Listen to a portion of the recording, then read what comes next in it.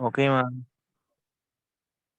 Okay, again, good noon sa inyong dalawa, Ador and Mia. And welcome to our 12 noon Hindi, ma'am. session. For this lesson, we're going to have sweet pepper production. No? Last time we talked about snap bean production.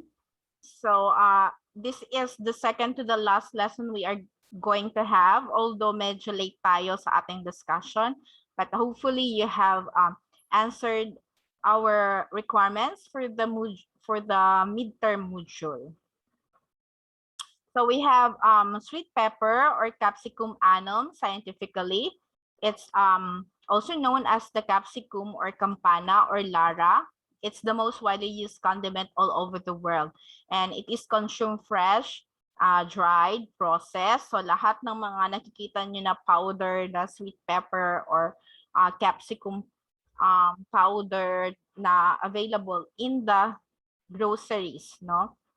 So there are several types, no, in different colors or variants. Like we have green, yellow, orange, violet, and brown. And in the Philippines, production area covers 2,000 hectares, including other kinds ng sweet pepper. So we have a lot. So the top producer are, of course, the Cordillera Administrative Region with 600 hectares, the Region 10 with 400 hectares, and Region 1 with 200 hectares, and Region 7 with 200 hectares as of 2005 statistics. So it's also very common yung capsicum in mga pizza parlor, no? And what happened? And require regular supply in big volume.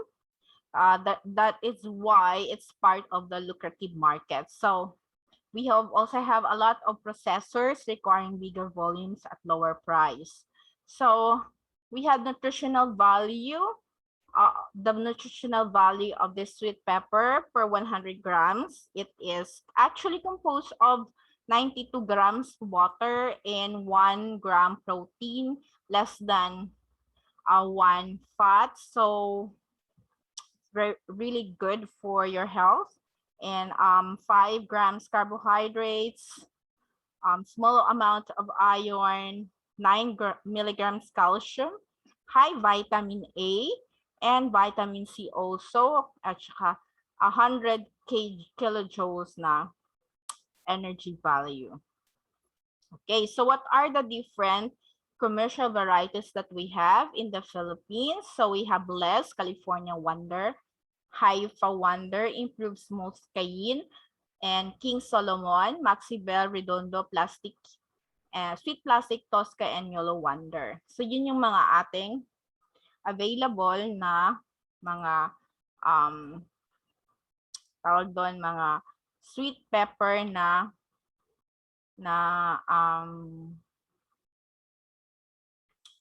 varieties. Okay, so moving forward, these sweet peppers will require cool weather, no, for best fruit quality, especially sa color. So this is one of the temperate na mga temperate na plants, and but still they can be grown in low elevation area. So you can start planting on the second week of October up to the first week of November. So this month actually, in the mid and high elevations naman, it can just be grown any month throughout the year kasi malamig naman. And sweet pepper grows best in sandy loam soil with a pH of 5.5 or 6.5 pH, no? So hindi siya, medyo acidic siya. It cannot tolerate waterlogged conditions also. So very sensitive kasi siya sa tubig kasi magkakaroon siya agad ng rotting, no? So for the seedling production, kailangan natin ng 100 to 200 grams of seeds for 1 hectare planting. And you have to prepare 5 seed beds measuring 1 by 10 meter each, and you pulverize the soil and incorporate 1 kilogram fully decomposed chicken manure and 300 grams carbonized rice hull per square meter. And then you're going to wet the seed beds and make shallow lines 7 to 10 centimeter apart across the seed beds, and then soak the seeds overnight with soil and mulch with rice hull or chopped rice straw para uniform and germination niya. And for hybrid seeds, you can prick in the nursery trays at 2-leaf stage siya. So pwede mo na siyang i-prick and provide partial shade. During wet season naman, you can provide plastic roofing para ma-protect yung seedlings from heavy rain. And of course, it's very important na i-harden yung seedlings 1 week before i-transplant siya sa field, or by exposing them fully to the sunlight and watering them when on and watering only when the plant shows symptoms of hello, dili ko madungog. Madungog, Yes, ma'am. is it feel Madungog. okay? Madungog ako nila, Kizzy. Pasig mo halang signal. Okay, so anyway, there's a recorded video that you can watch later also, no? And yeah, no, para i-temporary wilt, pag temporary wilting na siya sa mo padiligan kasi parang ginaano nimo siya gina train ang imong seedling para ma-cope up niya ang field condition. So, of course, you have to prepare the land by again plowing and harrowing them twice. And if you're going to have a double row planting, you're going to make beds 1 meter wide and 75.75 meter apart. So, and then you're going to make 4 rows, 0.75 meter apart then for single row planting. Incorporate 1 kilogram fully decomposed chicken manure and 300 grams carbonized rice hull per square meter. And you're going to dig holes with a distance of 0.4 by 0.4 meter for double row planting and 0.4 meter between hills for single row planting. And then you're going to transplant your seedling with the soil before wet the soil before transplanting, no, para hindi siya ma-stress masyado, and apply 10 grams per hill ng complete fertilizer, and you're just going to plant 1 seedling per hill and mulch with dry straw if you have. If not, you can use mga ibang mulching material. So if mulching film yung ginamit mo, you can also apply after bed preparation. If possible, then you're going to transplant in the afternoon para ma-avoid yung wilting. So hindi rin pwedeng early in the morning kasi maiinitan pa din sila. So mga late in the afternoon, and you just replant the missing hills at once, no? And then you irrigate weekly or depending din sa mga soil moisture, since hindi pwedeng masobrahan or waterlog yung sweet pepper. So depending on if it's raining or not, weather condition. So how do you fertilize? During planting, mag-apply ka ng 10 grams per hill complete fertilizer at mag-side dress ka ng urea every 2 weeks at 5 to 10 grams per hill depending on plant growth. And during flowering stage, you apply 1:1 mixture of urea and potassium at 10 grams per hill. And then you can also apply tea manure and fermented plant juice as supplementary fertilizer during the vegetative stage and fermented fruit juice during the fruiting stage. So again, this has been presented again and again from the start. So this is how to prepare your tea manure and your fermented plant juice. Okay, so moving to the next. So for the pest and disease management, okay, the major pests ng sweet pepper are the aphids, the spider mites, and fruit fly. And to minimize the incidence of these pests, you have to intercrop them with herbs like also alliums, ginger, lemongrass, and other aromatic plants, and spray recommended pesticides or use fruit fly attractant, no? Yung mga hormones or pheromones na na available, and then wrap the fruits with net bags or paper and grow inside the screen houses that could be, and grow flowering plants like cosmos, sunflower as border rows para ma-attract yung mga beneficial insects and predators. So the major diseases naman ng sweet pepper are bacterial wilt, leaf spot, and anthracnose. And to avoid the bacterial wilt, you just plant after irrigated rice or plant in areas not previously grown sa solanaceous crop. Kasi magka-family lang ang sweet pepper, it's the same on the same solanaceous family, kagaya ng talong, no? And to control nematodes, you have to intercrop with marigold and grow corn in rotation. And to control leaf spot and anthracnose, you should observe strict sanitation, spray with recommended fungicides, and use compost tea and tea manure as well. Or roach out virus-infected plants or spray with tea manure. So pag virus ganit na siya, kailangan din na siya eradicate. And you can also use fermented plant juice para ma-increase yung plant vigor and resistance ng tanim. So this is again how to prepare the compost tea and the tea manure. So after 80 to 100 days from transplanting or 3 to 6 weeks after flowering, pwede na natin ma-harvest yung green fruit matured, no? So actually, ang gina-harvest natin siya na green pa kasi it's a climacteric na fruit vegetable. So mag-color po na siya afterwards, no? Mag-yellow and or mag-orange. And then sort the fruits according to market standards and separate the deformed and damaged fruits. So the fresh fruit can be stored up to 5 weeks lang. That means 1 month and 1 week. At 4 degrees Celsius and 95% relative humidity. So kailangan din siya i-refrigerate or malamig yung lugar. So that is how you do after harvest. Now how much do we need per hectare? So for the variable cost that includes labor and everything, you're going to need amounting to 54,000.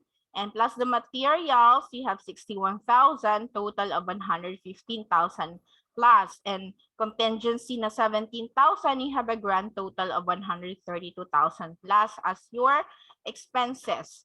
And you're going to sell them at 25 per kilogram and with the 15 tons per hectare. So you can have a gross income of 250,000 and hanggang 375,000. And minus the expenses, you're going to have 117 to 242,000 na income. So ganon siya ka-profitable. So our last lesson and next lesson for the midterm is about tomato production. So on Wednesday, on Thursday. And then finally, we will start our pre-final by next week. So do you have any questions or clarification? So before we proceed with our sweet pepper production presentation, anyone?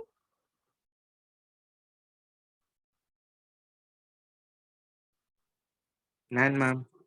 Okay, so let's start with this introduction to Styling bell my pepper hair. production. Pero Pigtas, hair fall. Pantene. Enriched with provitamins to make hair strong. Iwas Pigtas, ano man ang style. Pantene. May pagkakapahambing o may pagkakapareho din po ang management o technology ng bell pepper sa siling pangsigang at siling labuyo. Ang pagtatanim po ng bell pepper ay pwede po tayong pumili kung ito po ay itatanim natin under sa greenhouse na meron pong variety na tumatagal ng 5 hanggang 6 na buwan. At yung pong mga hybrid na kung itatanim po natin sa open field na tumatagal po ng mga 3 buwan. Sa pagpiprepare po ng punla o ng seedlings, 5 hanggang 6 na buwan. At yung pong mga hybrid na kung itatanim po natin sa open field na tumatagal po ng mga 3 buwan. Sa pagpiprepare po ng punla o ng seedlings, maghanda po tayo ng magandang potting medium o peat moss na tinatawag nating Classman TS3 para bigyan tayo ng malusog at mas maagap na panglipat tanim. Pamula 18 hanggang 21 araw, sa halip na 30 araw bago natin ilipat ay mas nagiging maagang itanim o lipat tanim sa direktang field. Sa paglilipat po sa field, kung ito man ay lowland or midland or highland, na maglagay po tayo ng 100 grams ng organikong pataba kada isang puno. At ang pagitan po ng bawat puno ng bell pepper ay 75 cm bawat puno. At pagitan po ng tudling o ng rows ay 1 meter. Pagkalipat tanim, pamula po ika-35 days, maglagay po tayo ng pinaghalong complete fertilizer at saka urea, 30 gramo kada puno. Ihukay natin sa may malapit sa puno ng 3 inches para ito ay hindi mag-volatilize o mag-leaching kung umuulan man. Pwede rin po tayong gumamit ng ating makabagong abono na AgroCoat. Sa loob ng 3 hanggang 4 na buwan na buhay ng bell pepper ay mayroong supply ng nutrient. Ito pong AgroCoat 3800. Siya po ay slow release fertilizer. At ang pang-maintain po sa bell pepper, Blossom Booster na Peters 945-15 at ang Peters 15-10-30. Ito po yung yield booster. Ang epekto po nito ay pampabintog ng bunga, pampakapit at pampabigat. Kung meron pa pong umaatake ng mga fungus o bacteria, meron po tayong organikong fungicide na tinatawag nating Nordox 75 wettable granule. Ito po ay copper base at certified as organic. Kung ito man po ay i-harvest natin ng green, pamula pagkalipat tanim ay sa ika-70 days, pwede na po tayong umani.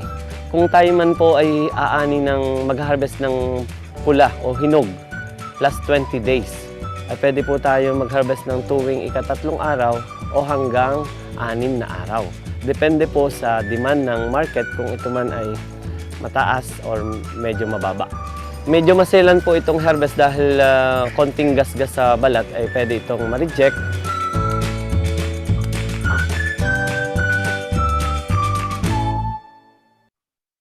Okay, so that's a video from the agribusiness na at sa tawag na YouTube kasi they have a lot about agribusiness na mga presentation, no? So another presentation that I'm going to show you is actually it's a modern greenhouse agriculture technology on greenhouse bell pepper farming. So we can compare them, no?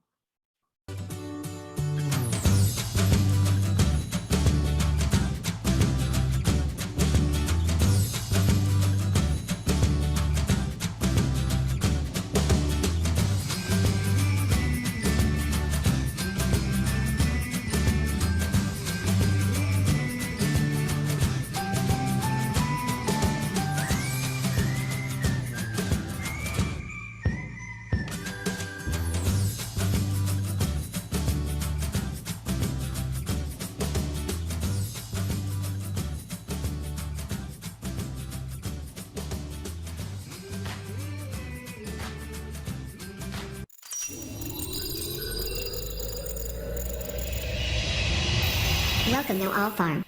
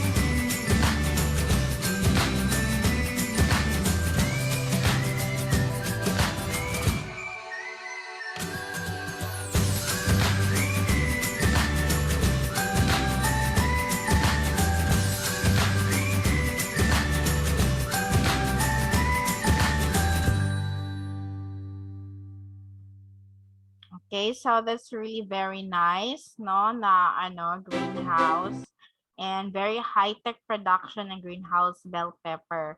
So do you have any questions or clarification regarding our topic this session?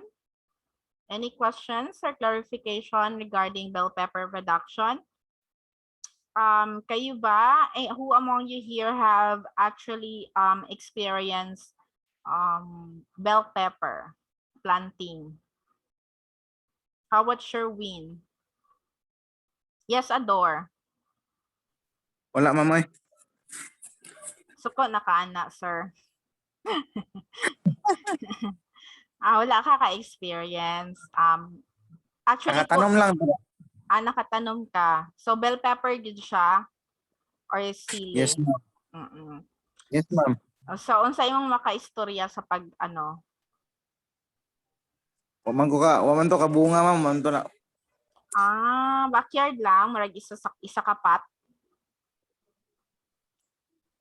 Ay, nakabunga siya, pero sa school to. Mm-mm. Okay, thank you, Sir Adore. So, how about the others? Si Sherwin, si Jo Marie, Mia. Do you have any experience that you can share?